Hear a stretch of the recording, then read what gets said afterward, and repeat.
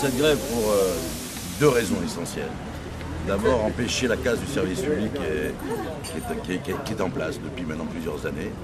Et puis surtout, aussi, son incidence directe, la suppression de 350 emplois au niveau national, qui va découler bien sûr sur la RCFM. Pour que nos auditeurs comprennent qu'on ne fait pas grève pour se faire plaisir, on fait grève pour la défense des emplois, des jeunes qui sont là.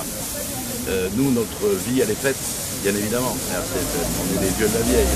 Et les jeunes qui arrivent sont des gens qui ont besoin de travailler. Et la Corse a besoin de ces jeunes pour développer justement la radio de service public. Il y a des emplois menacés au niveau national. On sait que Mathieu Gallet veut supprimer entre 300 et 350 emplois. Il menace maintenant, parce que maintenant on est passé au stade de la menace.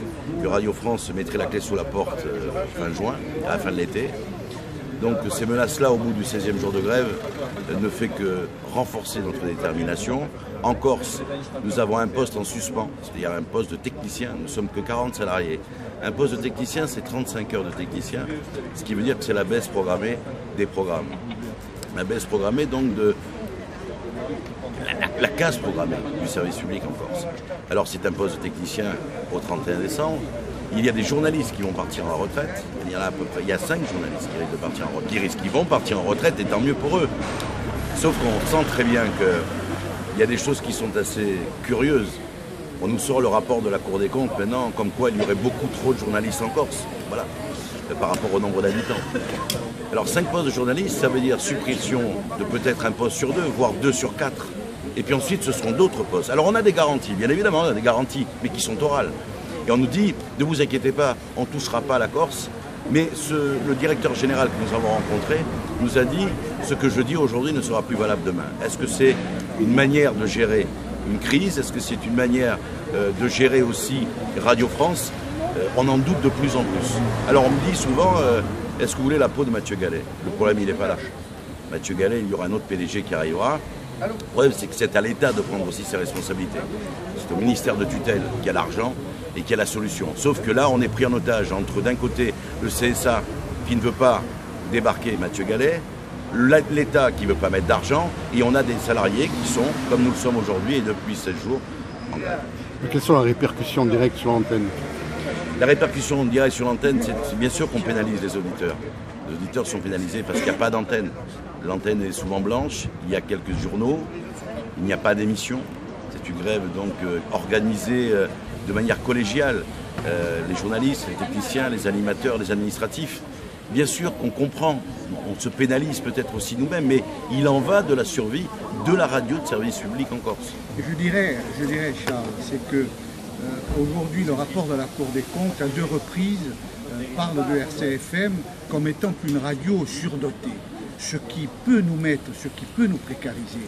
Or nous savons aussi qu'il n'y a pas que le discours comptable qui compte, parce que quand on compare le programme de RCFM, ses missions, où nous avons près de 20 heures de programme par jour, nous n'avons pas, je dirais, assez de moyens pour pouvoir accomplir cette mission-là.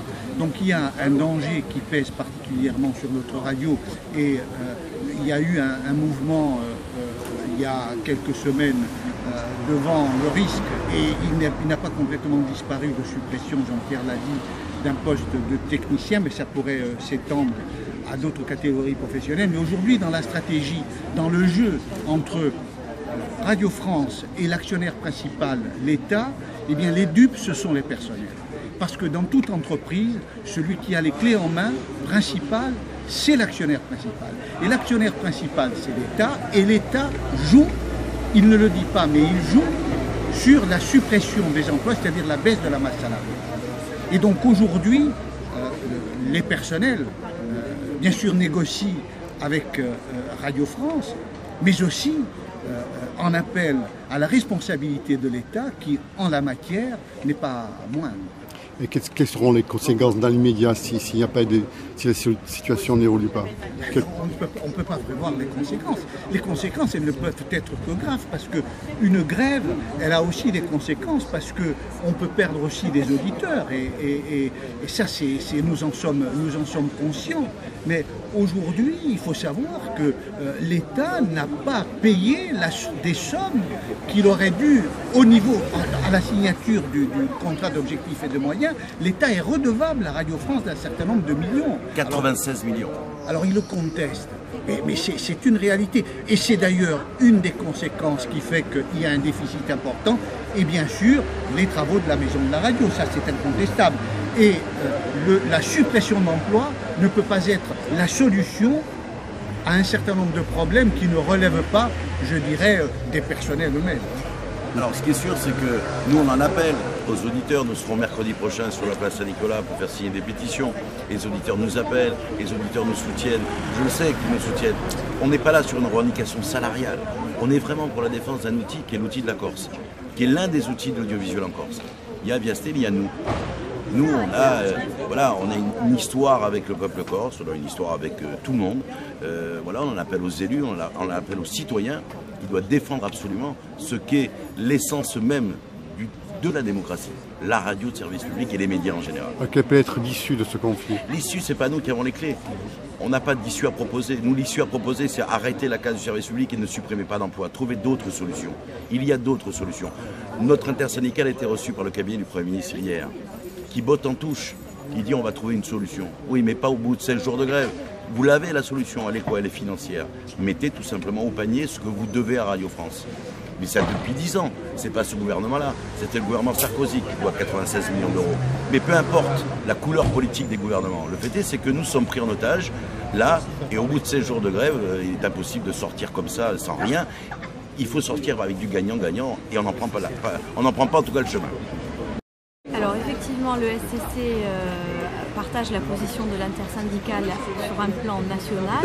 Après, sur le plan strictement local qui concerne les stations d'Ajaccio et de Bastia, c'est vrai que nous avons en termes de ressources humaines besoin de tout le monde et nous tentons de faire valoir notre spécificité au niveau du bilinguisme par rapport à notre place également dans la Méditerranée avec, vous le savez, des émissions spécifiques et qui nécessitent donc que beaucoup de personnes s'attellent à ce genre de travail. Donc pour nous, il est inconcevable effectivement d'entendre parler de suppression de postes. Nous sommes affectés. Et pour les nouveaux médias, notamment informatiques, que l'on nous demande de développer demain, la présence de chacun est indispensable.